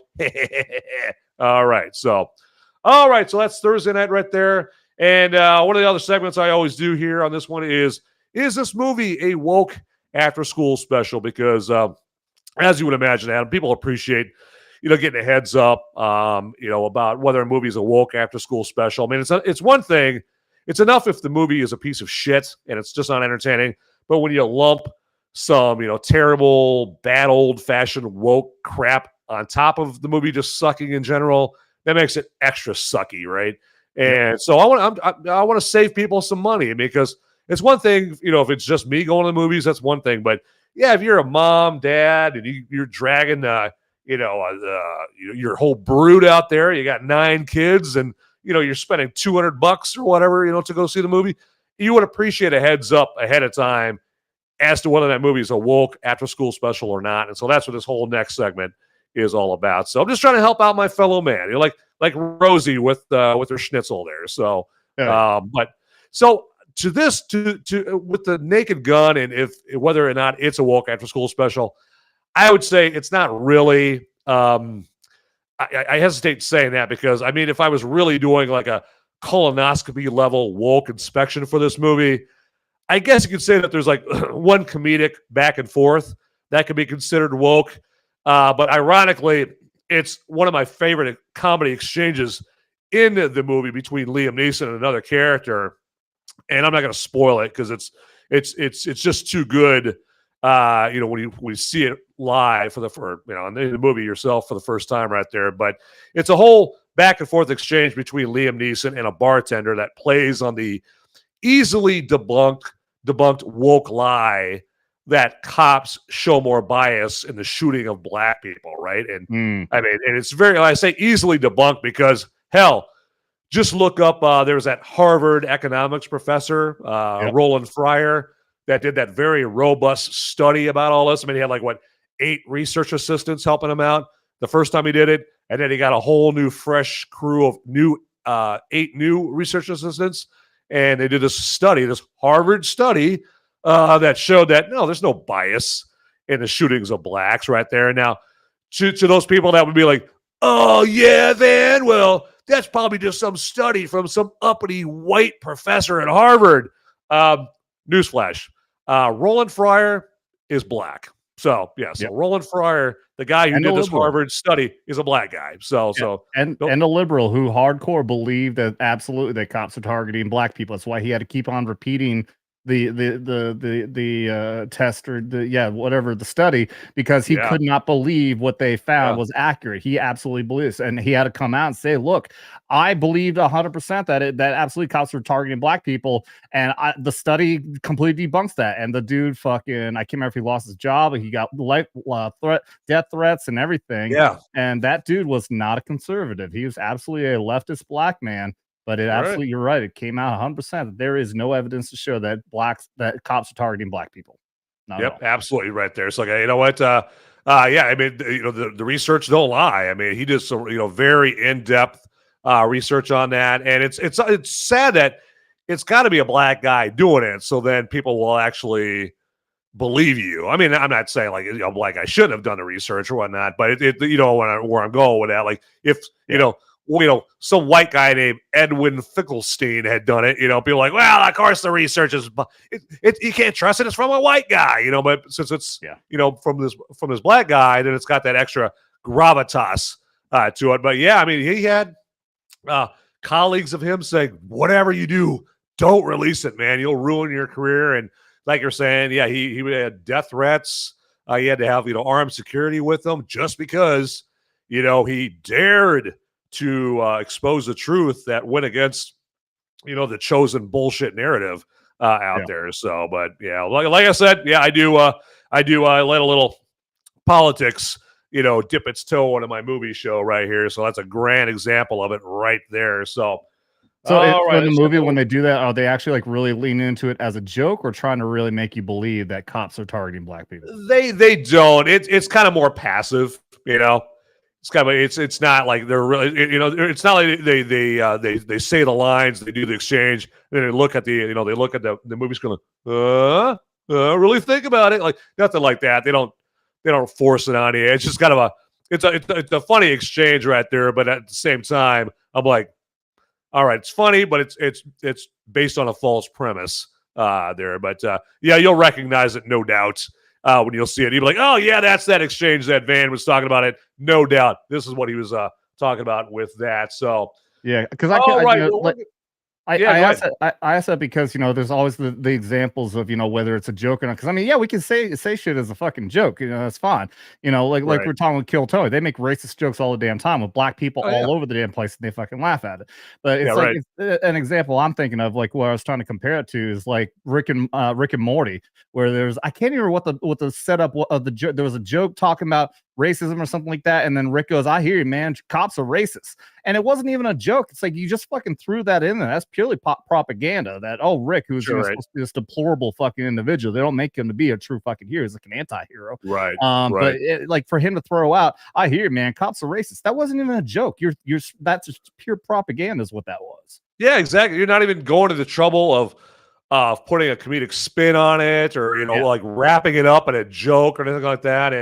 But I think this one, I choose to kind of think that they're kind of taking a shot at like the LAPD or something like that, or because it takes place in LA and whatnot. But the joke is so subtle, and I'm not so uptight, when it comes to woke. I mean, that's why I was saying there, like, unless I'm doing some colonoscopy level woke inspection, I'm not gonna lose my shit about it. And matter of fact, I thought it was one of the funniest parts of the movie, hands down there. And so I'm not that I'm not that anal about it. Speaking of colonoscopies, there. So, but real quick here, as I get ready to wrap up the show, I just want to remind you that if you guys are appreciating this show enough to where like I do stuff like warn people, whether it's a woke after school special or just playing out, tell you that if the movie sucks or not. If you appreciate that enough, hey, you can throw a little money my way, and you can do that via Rumble. It's very easy, to do it. So if you're in the live chat box there, you just got to go on down to where you type in a live chat message. Click on the $ button. It'll just ask you how much you want to donate there. If you haven't donated before, it might ask you for credit card, bank account, whatever. But then after that, it'll just ask you how much you want to donate my way. $1 or $2 if you want, by all means. If not, that's only if you're compelled to. I'm not one of those guys that get to my shows like, you need to show some class and give me some money if you watch my show, or you're not very classy. If there's a number one way to get me to watch your show forever, do that as a host, and I'm never watching your fucking show again. So, but I do see hosts do that. And then also, if you're on the YouTube side, then yeah, you can give money that way. So again, it works very similarly down in the live chat, box down where you type in a live chat message. Just click on the $bill sign, and again, just pick how much cashola, how much dinero you want to throw this guy's way, and that's all there is to it. Very easy. All right. So, but that's enough begging for money out of me right there. My final thoughts, as if you couldn't tell about The Naked Gun, is I would recommend going to see this at the movies. I mean, it's not R. I don't think it's R rated. There's nothing that that's going to upset the urchins. Not enough. I don't think there's anything in here where you're going to have to pay thousands of dollars in child psychology costs or anything like that. So it's pretty funny. It's good. And, I'm all about supporting old school throwback spoof, joke a minute comedy like this, where it's irreverent. And also there's stuff in it that is going to piss off the liberal lemmings, the woke army. And so it's good for that. I do dig that part of it right there. So definitely go check it out at the theaters right there. I would, so I mean, a lot of people are, and that's what they do nowadays. A lot they're Adam, of course, as you know, is people I'm just gonna wait for it to come out on streaming. This one I would not wait. I would go out there because there's only one way to send a message to the studios, and that is go see the movie while it's in the theaters there. And I know movies are expensive nowadays and whatnot, but there's matinees and that kind of thing. But yeah, send a message to Paramount Pictures and say, hey, I want more of this. I want Naked Gun 2. I want Naked Gun 3. I want sequels to this movie right here. So, but anyway, good movies. Right, I had an argument with somebody, not necessarily, just a discussion. Old man, when Top Gun Maverick came out, and he said, I will not go because all of Hollywood is terrible and I hate what they're doing. And I'm like, but you can really show them, support good products, put your money into a good product. And that's the way you tell them, no, I won't do it. I won't give them any money. It's like, okay, man, then you're a loss. Because the best way to do it is, put the money where we know it's going to actually benefit. Right. And that means making good products. So absolutely, I will go out. I will absolutely support good products, whether it be Top Gun Maverick, whether it be the new Naked Gun, like you're saying. Yep. Absolutely, that's you're 100% right. That's the way to make Hollywood realize where the good stuff is. Yeah, exactly. A lot of times, Top Gun Maverick's a great example. If you go see that movie and it's a big hit, that's going to piss off a lot of the studio executives because they're like, well, yeah, it's making us a lot of money, but this is not the kind of movie I want to make more of. This is glorifying the military. I don't like it. This is war propaganda. They call that shit. All the while not realizing, hey, it's that military you like to piss on.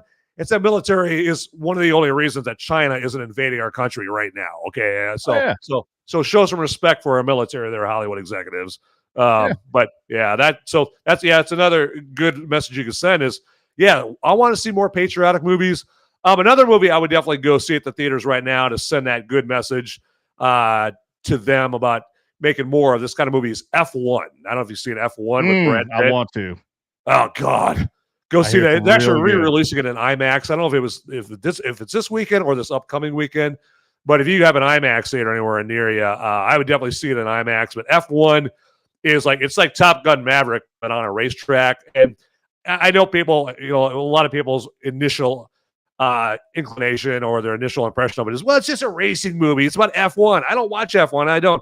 You don't have to watch F1. I don't watch F1 now, which I don't have anything against F1, but I'm not an F1 fan. And I watched it, and I came out of that theater there after the end credits rolled. That's like pumping my fist, going, yeah, I want to watch that movie again right away. I've seen it twice now.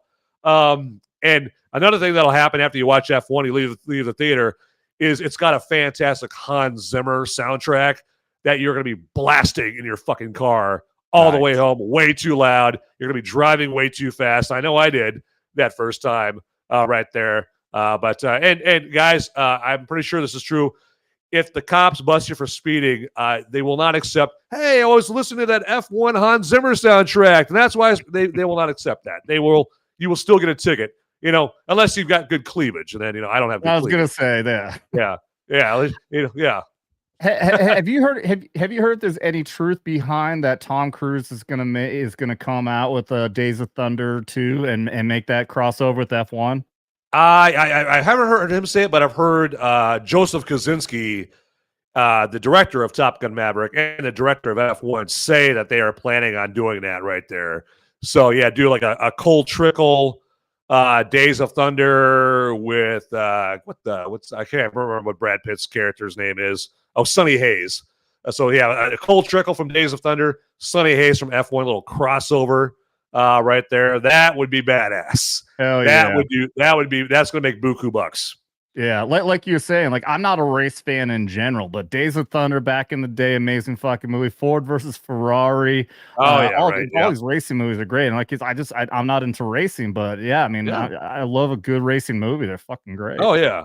Well, for people that watch my episodes a lot, they'll know that I always look for an excuse to get a Gran Turismo mention in there. Oh, I was gonna Gran Turismo. I'm not into racing at all, but Gran Turismo that came out 2-3 years ago. Yeah, that is a great movie. That's a great racing movie. That's another one that I was pumping my fist coming out of the theater right there. So, and it made $5 at the movie theater right there. I mean, it got beat out by Paw Patrol 2, for God's sakes. And Saw 10 the weekend. It came in third place. But I know a lot of my friends, they're like, dude, you're right. Gran Turismo is awesome. I should have went and saw it at the theater. Like, duh, what the hell was I saying that weekend? Like, what am I, a mirage over here? I had no idea it was based on a real story. I really thought that they were just trying to make a video game adaptation. I'm like, how the fuck do you make a fucking movie off of a racing game? And to come to find out is a true story. But exactly. Have you actually looked into the real story about that though? I have, with Jan Martinborough. They did. There's a lot of dramatic license they take in the movie, but they do that with all these movies. Yeah. He wasn't the first one. He was like, there'd already been multiple other classes of this and all up.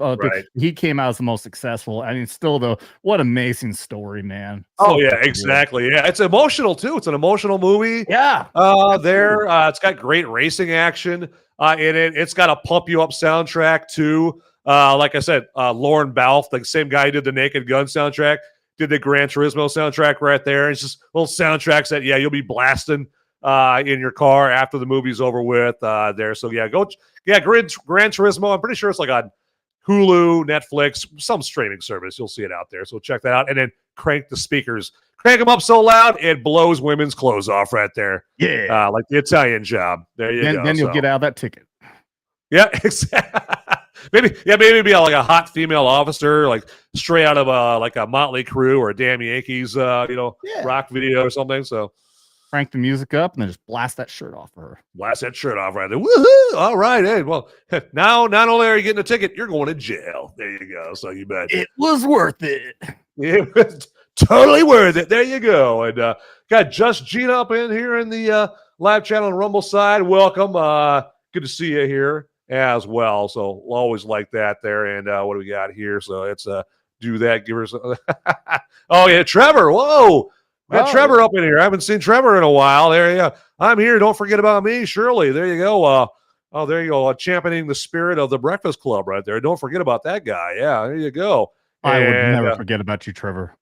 Because I would never forget about you. Don't you forget about me. Yeah, I sound just like the band. There you go. Exactly. Oh, dead ringer. Yeah.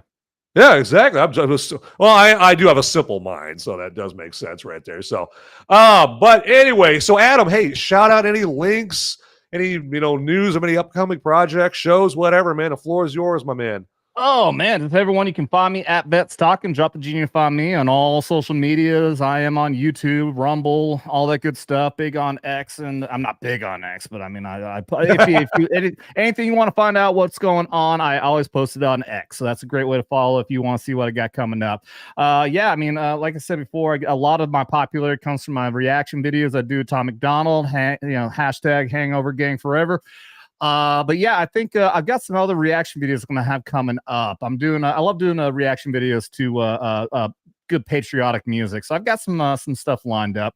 I've actually been taking it easy lately on the live streams. I actually just recently had some medical stuff I was going through, and just recently discovered I had something going on. Everything's good now. I'm on recovery. I just needed some better diet and exercise and all that, and everything will be good. But I am taking it easy for now. Excellent.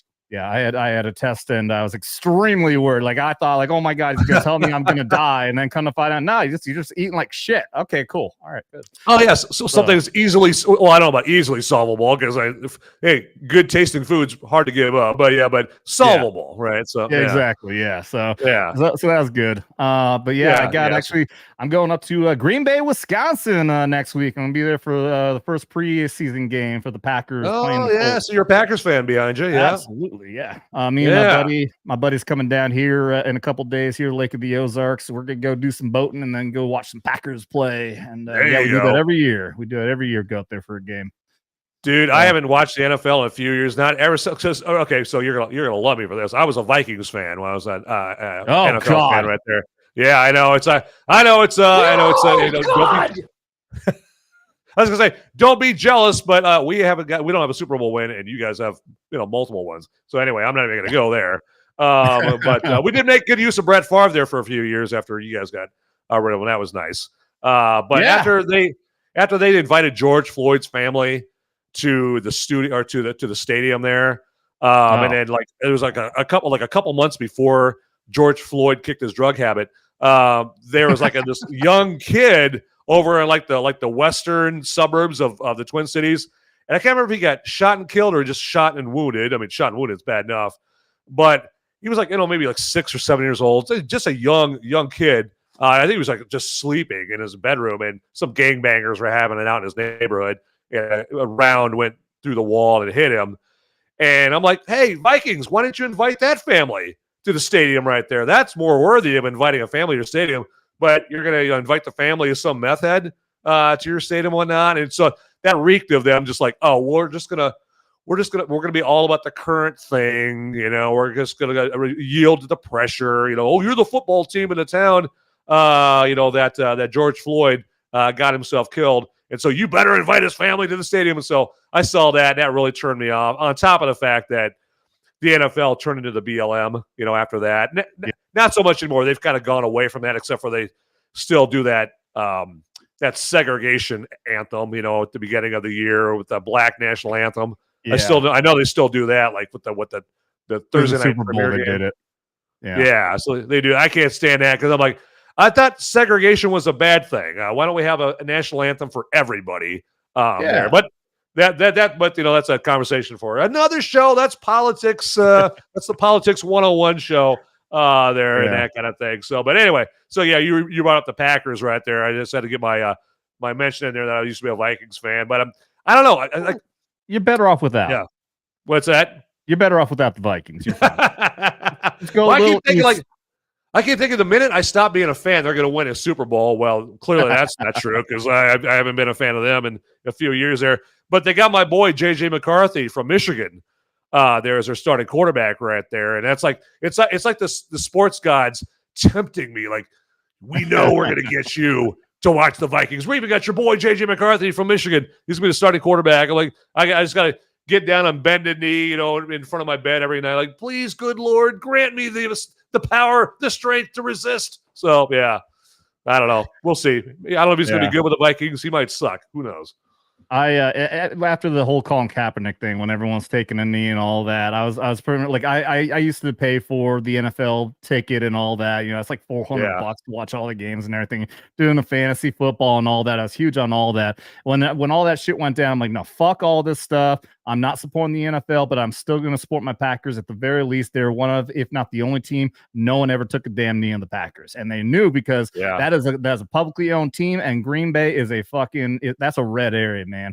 That is probably one of if not the only fucking Republican fucking Super Bowl or football cities there is, and no one was going to put up with that shit. So no Packers took a knee. There was no fucking political bullshit the Packers ever put out there. So I'm like, you know what? Fuck the NFL, but I'm still support my Packers. Well, of course, football's big up there. There's nothing else to do but bang your sister and wear foam dairy products on your head. Hey, you're not wrong.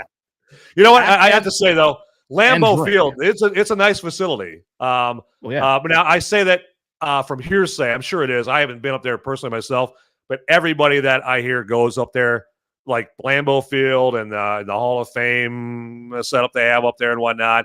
They rave about it. They say it's a beautiful, beautiful facility. It is football mecca. I say it doesn't matter what team you support. I think everybody's got to take a trip to Green Bay and check out Lambeau Field sometime. Just the fact alone, I think everybody knows this. It really is in the middle of freaking neighborhood. You have houses right on the other side of the freaking fence. Now, they have created Title Town, which is a big district there. So now they've opened up these office buildings and new restaurants and everything. But nonetheless, it is still a neighborhood. You can drive down any of these damn roads, and every single game day, there's somebody out there in a lawn chair holding up a dollar sign thing saying $20, $40, $50 for you to park in their fucking grass. Yep. And somebody just recently, the other day, I was at a bar and I have a Packer tattoo. So, are you a Packer fan? No, I'm a Bears fan who lost a bet. But these guys are actually legit Packer fans and they loved it. They told me about a place where you can go, you can park your car there. But then also for like an extra fee, like they'll have a fucking food spiel. Like you can go hang out in their house. It's a big fucking party. Eat and drink and everything. It is just an amazing environment, man. It is exactly, so cool. Yeah. It's like, it reminds me of Wrigley Field, because Wrigley Field's right in the middle of a neighborhood. They have like a big bar section and all that stuff like south of it and whatnot, but pretty much around Wrigley Field, it's a neighborhood, but then they've built it up. It's got, a big old Cubs, merchandise store and this whole new big building and a bunch of hotels and stuff like that. And of course, they got the Cubby Bear right across the street. So it's kind of like Lambeau, like you're talking about, where it's like in the middle. You could tell it was built way back in the day in the neighborhood. Wasn't like Jerry World. But Jerry World is, right in the middle of not in the middle. Well, it's kind of in the middle of the neighborhood. But anyway, but I digress. But hey, this has been Sports Talk on Movies America. There you go. I could talk about this all day long with you, my man. But I'm sure you got stuff to do there. And I'd love to have you back on again. It's been fun. It's been easy going talking to. What's that? You got a Rumble rant you got to get to. Yeah, I got to get to you right there. So I see Sean is giving me a Rumble rant on $5 Rumble rant. Thank you very much there. And another $2 Rumble rant on the other Rumble chat right there. So, and he's like, oops, another rant right there. And you know what? Gonna drink to that. There you go. Oh yeah. I'll get that. John. I always do that. I always do a social for all my super chats on my channel. Do you have two? You have two Rumble shows going? Yeah. So there's one. So we have an original one that's been around for a while, and then we are on the Fury.com network, and they create another channel. I guess just provide just more venues for people to be able to watch a show on or something like that. I think that's the methodology on that and whatnot. Gotcha. So, and I was wondering, he was saying he dropped it at 5. I was like, where? I don't see it. Yeah, right. Yeah, exactly. Yeah, no, he's doing double the work right there. There you go. He's doing the Lord's work by giving me money. Yeah. Big shout out, Sean. I see Cav. That means you're a cavalry army. Let's man. Yeah, there you go. Yeah, he's on the there's the show the Whiskey Capitalist podcast that comes on Monday and Wednesday nights. He's on the Wednesday night show there on the Furry Cast. I keep calling this. Yeah, there I keep calling it Furry Cast. Fury Cast. There you go. Exactly. The Fury Cast. The Fury Cast and the Furry Cast are very different shows. Very different. Yes, exactly. Or you've got the Fury Furry. The Fury Furry. Oh, God. Yeah. They're furious I'm furries. on that. Yeah, exactly. Yeah, I don't want to see the outtakes from that.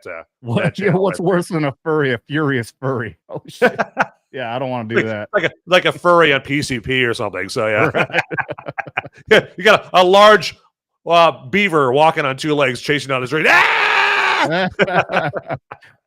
That's all in a nightmare last night I had. Oh my, Sean's like, someone say Fury. See, there you go. When I want to say furry, I can't say Fury. That's tough for me. I must be losing my brain cells. My medulla oblongata is apparently ruptured or something. But yeah, like I said, Adam, yeah, I'd love to have you on here again. It sounds like it's got to be Sundays, but yeah, I'd be more than happy to have you up on Sunday here as well. And then on the Rumble live chat, I got Adam's join his the URL, the link to join and subscribe to his channel on Rumble, and then on the YouTube live chat up at the very top, I've got the link for his YouTube channel there as well. So I think you're well covered. Trevor's over here with the Zombeaver. So, is that from the network that brought you a Sharknado right there? Yep. Zombeaver. There you go. Sharknado, Cocaine Bear, Zombeaver. Yeah, exactly. Yeah, Cocaine Bear. It was a better concept, not very well executed, but it was a brilliant concept right there. I ended up passing on that when I heard how bad it was. Yeah, I used it for an opportunity, for a marketing opportunity for my show, because I went out and I bought a bear costume on Amazon. So I guess I was the furry at that point. And then I took like some baking powder and I put it all over the bear suit to make it look like I've been snorting cocaine. And then I went to it's kind of sacrilegious now, but the Babylon Bee was doing like this Babylon Bee live thing in Fort Worth when I lived down in Texas, and I went there as Cocaine Bear, and I wanted to go down there as that to kind of like obviously like it got people's attention, and then I was like, hey, it's great to be here, yeah, I think the whole time I was talking like Tony Montana. I'm Cocaine Bear, and I'm that's a terrible Tony Montana impression, but I was talking like that. And I was like, yeah, I do the show on Movies Merica. Everybody watch. I was handing out business cards and whatnot. It was totally, it was kind of pathetic and whatnot. So, but every single time Cocaine Bear gets brought up, I always have to mention that there. And then I'm always sorry afterwards when I do. So anyway, all right. No, this is cool, man, and I did not know you were a vet yourself. We'll have to have you on Vet Stalking sometimes. I haven't done a Skinamax Saturday in a long time. That used to be a primary pop culture show, but I want to bring it back. So yeah, I'd love to have you on. So we can do it sometime. I'd be honored, man. I'd be honored. Yeah, I basically I watch your content, I watch your entertainment, I watch your shows on there, and I was like, man, I would get along with these guys. I just know it if I was on there, So, but it'd be awesome. Yeah, I can definitely tell you would fit right in. Yep, there you go. Exactly. I'm good and goofy, that's for sure. So, but all right. Well, again, thanks, Adam, for being on the show here, and we'll do this again here. And like I always say, everybody, get out there, people. Those movies aren't going to watch themselves. See you. Howdy, my movie maniacs and my fellow freedom-fueled film fanatics. Would you do me a favor and check me out at solo.to/moviesmerica? That's where you would go for a one-stop shop for all the links that have to do with me, Movies Merica.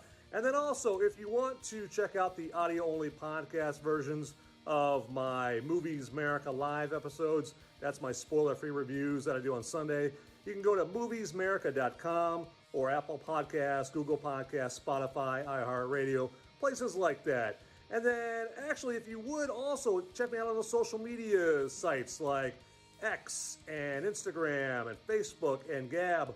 And I'm on those locations all under @MoviesMerica. So it is very easy to find me out there, all right? So get to it, everybody. All right, thanks for watching.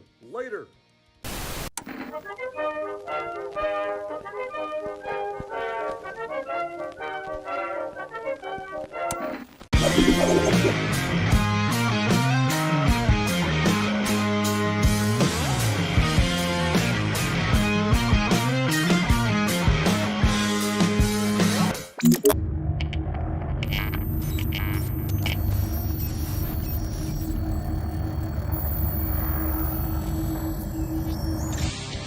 Hey guys, don't leave the video quite yet. Okay, I've got a popo. They're coming after me, and I don't have much time to tell you, but you need to like and subscribe this video right here, down below. It's right down there. It's just waiting. It's waiting for you down there, okay? And make sure you watch these videos over here too. You'll be doing me a big favor. I'm gonna be in handcuffs pretty soon. All right. Thanks for watching.